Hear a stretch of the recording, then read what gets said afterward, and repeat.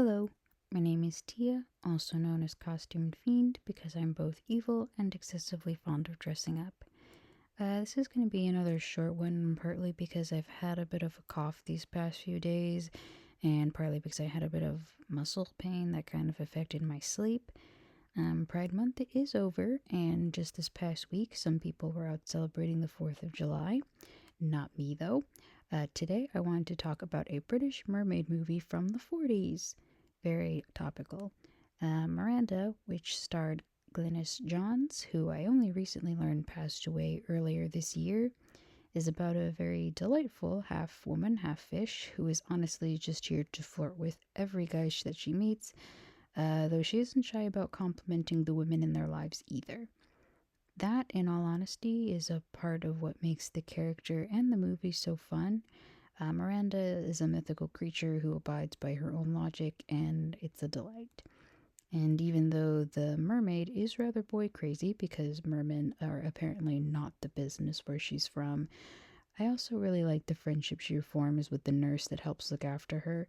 The nurse was instantly tickled by the fact that mermaids are real, and there's a scene where she gives the nurse some pearls as a thank you, and it's quite cute in my opinion.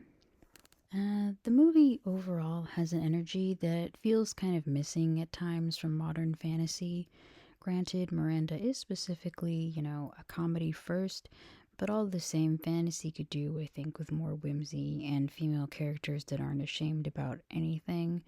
I again don't really feel like getting into my issues with the live action Disney remakes, but a small part of me did hope we'd see a bit of a mermaid resurgence as a result of the newest one, especially since I'd personally just love to have a Black Mermaid movie with a character like Miranda. Not a remake necessarily, but just something with a similar energy. Just more Black Mermaids, please. The titular character, Miranda, isn't just shameless, though. She can also be rather sensitive at times as well. Throughout the movie, she seems to have a bit of a love hate relationship with her home in the ocean, which is emphasized a little bit more in the unofficial sequel, Mad About Men.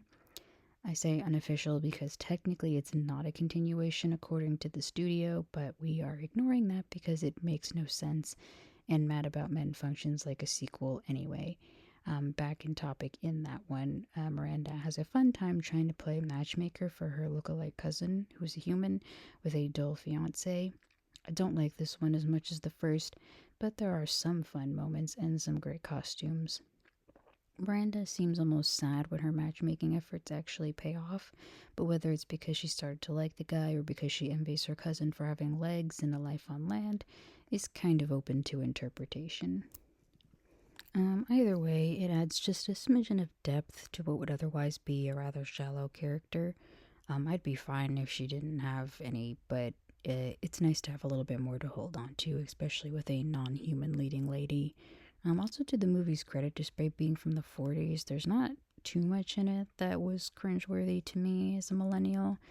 Even though it's in black and white, it is very visually pleasant to look at. The Not sequel is in color, however, and I'd say it also looks pretty good. I watched them both on YouTube, and I'll try to remember to leave a link to them below. But if you're just looking for a quick, quirky mermaid movie, I'd recommend them both, and you can decide for yourself which one you prefer if you end up liking them at all. But otherwise, leave a like if you liked, and have a good one.